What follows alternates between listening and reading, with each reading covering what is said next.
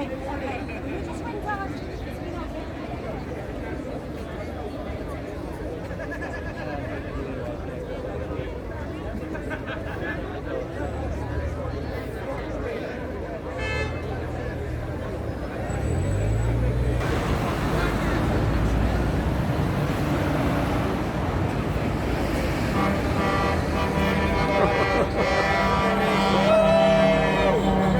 Philip. Coudenhove Kalergi. Great to see you. Filming you, filming me. Yeah, I love yeah. it. Filming you, filming me. Absolutely. Right, folks, this is Count Richard von Coudenhove Kalergi. Today is Saturday 11th of February. Nice turnout here outside Fake News RTE. And nice bumping into Philip there. Does some great work in different parts of the country, highlighting all this madness. A couple of interesting things during the week there. A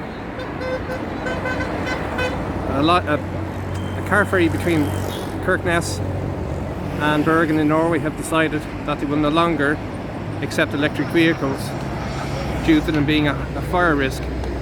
After a calculation, a risk assessment, it was figured or deemed that they were too risky to have them on board ship. And in Scotland, Scottish Power admitted that 71 of their windmills were hooked up to giant diesel generators after a fault developed on their grid, as they were forced to keep them warm. Imagine that, during a cold spell. And they were run at 6 hours a day, and Scottish Power has 1,183 offshore turbines, I beg your pardon, and made 924 million in profit in the first 6 months of 2020, with the CEO earning 11 million in 2021.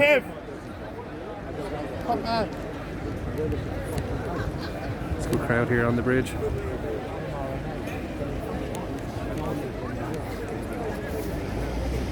And it's funny, a thought occurred to me that during the 70s, at the height of the Troubles, a Section 31 Broadcasting Act was issued by the Minister for Posts and Telegraph. How about that for a name of a minister? Who was Jerry Collins, September 1971, and he sacked the entire Broadcasting Authority over an interview they did with Sean McStephen.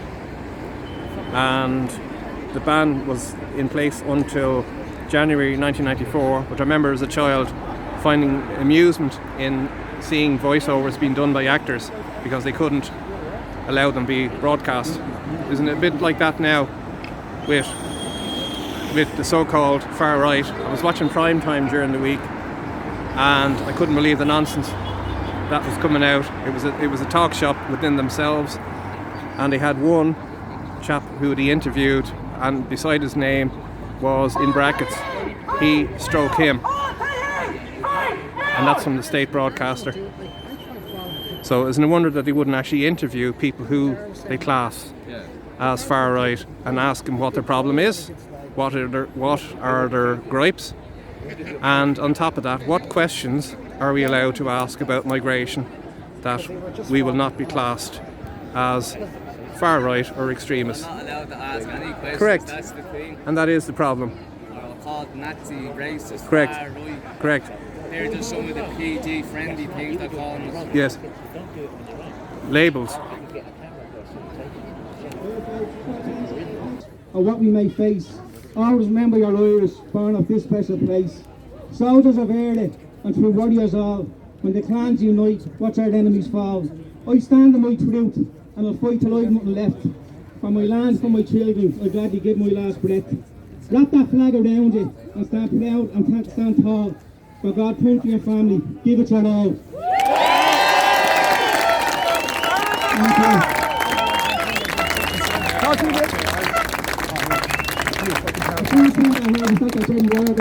Thank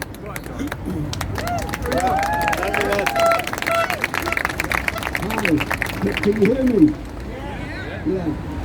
For those of you who don't know me, I'm Dr. Jerry Warhouse.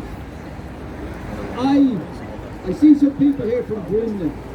I'm originally from Drimnagh, and very proud of the fact that my father was a bus driver who worked out of Coudenhove Kalergi for 18 years. I too actually worked on the buses, so I tend to identify very, very well with the ordinary people. What are we doing here today? Well, what we're here today is about treason. And when I mean treason, I mean people who betrayed the people. Generally, treason is referred to the concept of going against the government. But when the government themselves are treasonous, well then, you've no obligation to serve a treasonous government. And mark my word, the government have been treasonous to the people over the last 3 years. The reality of it is, there are 3 principal treasonous groups. There's the medical profession, who bear the brunt of... You're standing in front of the speaker. Can you move up? Move up! Standing in front of the Please. Get it behind the speaker. Yeah, that's it. Sorry, I was blocking the speaker. Hey! Can you hear me now? Okay, well let's get back to treason. The 3 treasonous groups are the medical profession, the government, the politicians, and this crowd in here, RTE.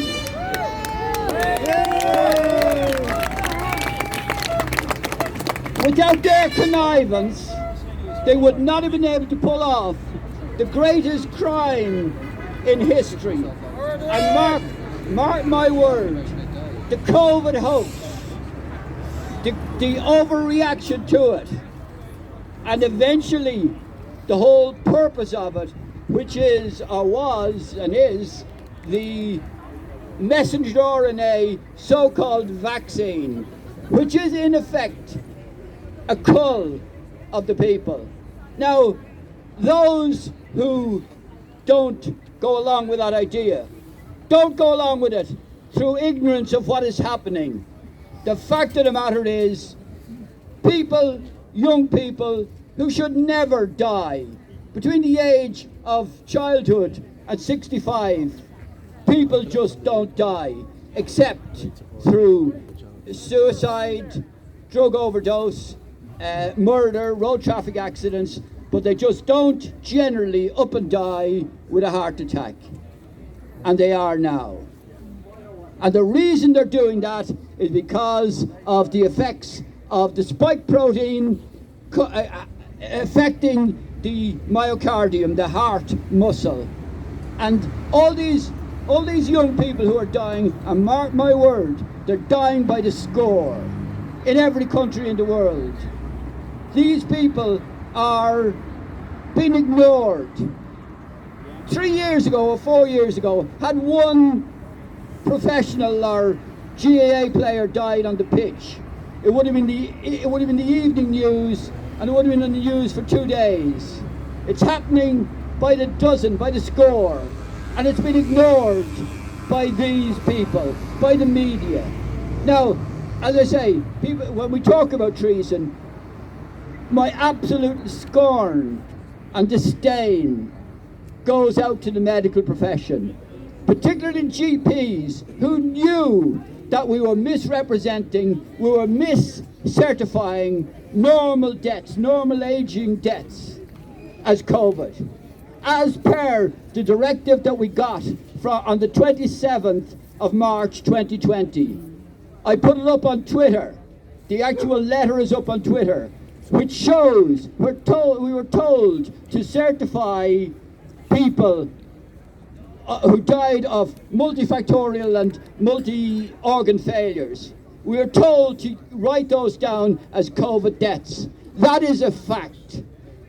You cannot gloss over that we as GPs were told to put down deaths that were not caused by COVID, but had a positive PCR test. That test that we know had an 85 to 90% wrong, incorrect rate. It showed nothing about the presence of an infective virus. It showed the presence of little pieces of perhaps coronavirus RNA. It was a total, complete con. And the point about it is, we and every doctor in the world should have known that the PCR test was a con. Every doctor in the world should have known and did know that the deaths were not being caused by COVID. And I was talking to a lady recently who said that her hospital was running the PCR test I know at 50 I'm cycles. here about the media, 50 but I am a cycles. doctor, and I'm actually disgusted by what the doctors have done. But getting around to the media, I, for about 8 or 9 years, was the darling of RTE. I was in and out of that building back there on a regular basis. The security men lifted the barrier when I drove up to it, and the girls inside opened the doors to let me in every Tuesday I arrived up. And I'd say lots of the celebrities in RTE, well, they all knew me. In fact, Gay Byrne and Kathleen Watkins, according to their daughters, were fans of mine. So one day I rang the late layoff. We lift the barrier for you. And Gay Byrne, Pat Kenny picked up the phone, and he said, hiya Jerry. He recognised my voice. So I was, as I say, I was the darling of RTE in there until I was struck off. When I was struck off, correction, I was not actually struck off. I was suspended. I was suspended from the medical register because I was a danger to my patients, and I was a danger because I would not wear a mask. I wouldn't impose social distancing. I examined my patients, and I allowed my patients come in without an appointment. I worked a non-appointment system, and that made me a danger to my patients. And then the absolute ultimate crime was not to give the vaccine. And of course, the bald Joe Duffy, the Ballyfermot buffoon, and my word, I know the guy, he's an idiot.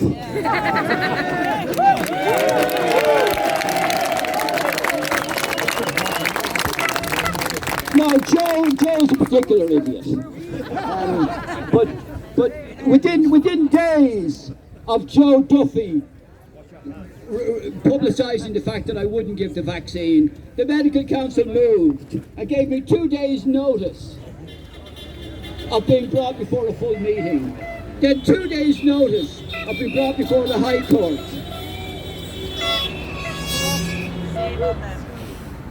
And then I was given 1 hour by the High Court to close my practice, with the loss of my staff, my building, my career. It was all taken away because I wouldn't give the vaccine. Wouldn't sell your soul, doctor. And I'm so proud of that. So are we proud of you. So where does that bring in RTE and the media? Not one of them. Suddenly there was Jerry Waters' amnesia. Nobody remembered Jerry Waters in RTE. No journalist came and asked me for my view. I was totally ignored. I was shut out, I was blanked by the media. That makes them, this is what I consider treason by omission.